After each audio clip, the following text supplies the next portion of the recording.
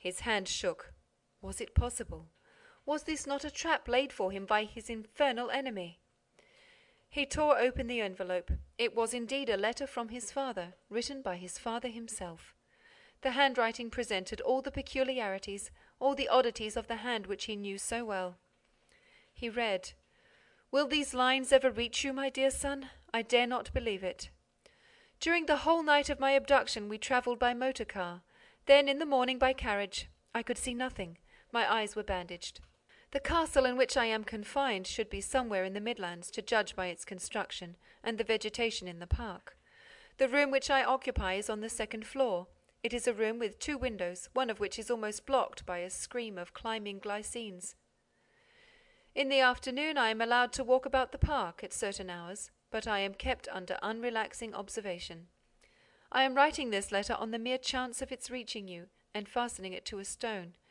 Perhaps one day I shall be able to throw it over the wall, and some peasant will pick it up. But do not be distressed about me. I am treated with every consideration.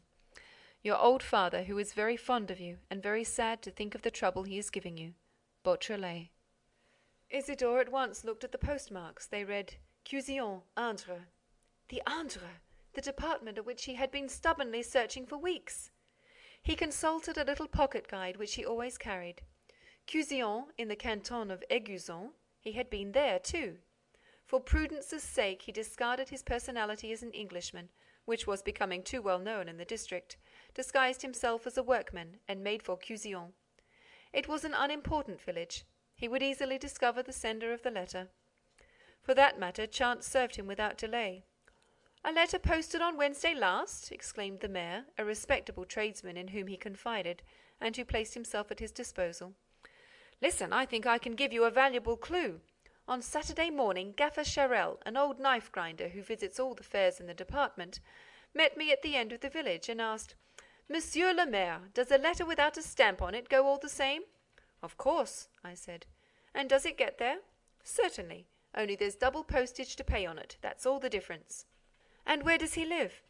'He lives over there, all alone, on the slope, the hovel that comes next after the churchyard. Shall I go with you?' It was a hovel standing by itself, in the middle of an orchard surrounded by tall trees. As they entered the orchard, 3 magpies flew away with a great splutter, and they saw that the birds were flying out of the very hole in which the watchdog was fastened. And the dog neither barked nor stirred as they approached.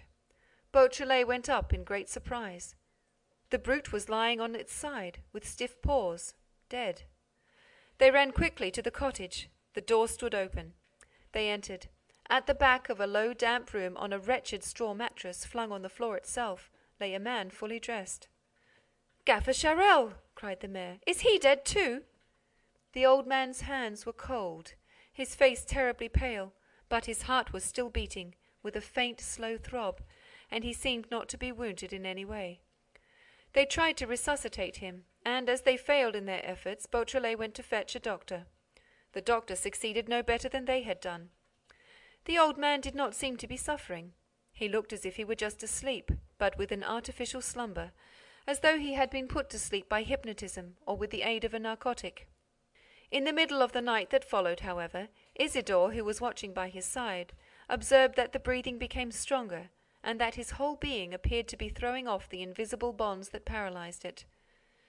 At daybreak he woke up and resumed his normal functions, ate, drank, and moved about. But the whole day long he was unable to reply to the young man's questions, and his brain seemed as though still numbed by an inexplicable torpor. The next day he asked Beautrelet, "What are you doing here, eh?" It was the first time that he had shown surprise at the presence of a stranger beside him. Gradually, in this way, he recovered all his faculties. He talked, he made plans. But when Beautrelet asked him about the events immediately preceding his sleep, he seemed not to understand. And Beautrelet felt that he really did not understand. He had lost the recollection of all that had happened since the Friday before. It was like a sudden gap in the ordinary flow of his life. He described his morning and afternoon on the Friday, the purchases he had made at the fair, the meals he had taken at the inn. Then nothing more. He believed himself to be waking on the morrow of that day. It was horrible for Beautrelet. The truth lay there, in those eyes which had seen the walls of the park behind which his father was waiting for him. in those hands which had picked up the letter, in that muddled brain which had recorded the whereabouts of that scene, the setting, the little corner of the world in which the play had been enacted. And from those hands, from that brain, he was unable to extract the faintest echo of the truth so near at hand. Oh, that impalpable and formidable obstacle against which all his efforts hurled themselves in vain! That obstacle built up of silence and oblivion! How clearly it bore the mark of Arsene Lupin! He alone, informed, no doubt, that M. Beautrelet had attempted to give a signal, he alone could have struck with partial death the one man whose evidence could injure him. It was not that Beautrelet felt himself to be discovered, or thought that Lupin, hearing of his stealthy attack, and knowing that a letter had reached him, was defending himself against him personally. But what an amount of foresight and real intelligence it displayed to suppress any possible accusation on the part of that chance wayfarer! Nobody now knew that within the walls of a park there lay a prisoner asking for help. Nobody? Yes, Beautrelet. Gaffer Charel was unable to speak, very well.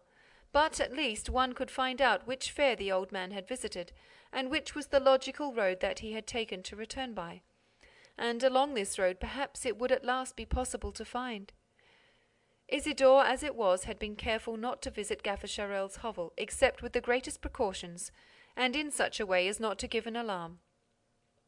He now decided not to go back to it. He made inquiries, and learned that Friday was market day at Fresselines, a fair-sized town situated a few leagues off, which could be reached either by the rather winding high road or by a series of short-cuts. On the Friday he chose the road and saw nothing that attracted his attention, no high-walled enclosure, no semblance of an old castle. He lunched at an inn at Fresselines and was on the point of leaving when he saw Gaffer Charel arrive and cross the square, wheeling his little knife-grinding barrow before him. He at once followed him at a good distance. The old man made 2 interminable waits, during which he ground dozens of knives. Then at last he went away by a quite different road, which ran in the direction of Crozon and the market town of Éguzon. Beautrelet followed him along this road, but he had not walked 5 minutes before he received the impression that he was not alone in shadowing the old fellow.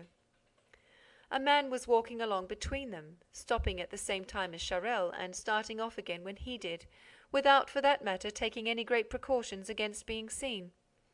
He is being watched, thought Beautrelet. Perhaps they want to know if he stops in front of the walls.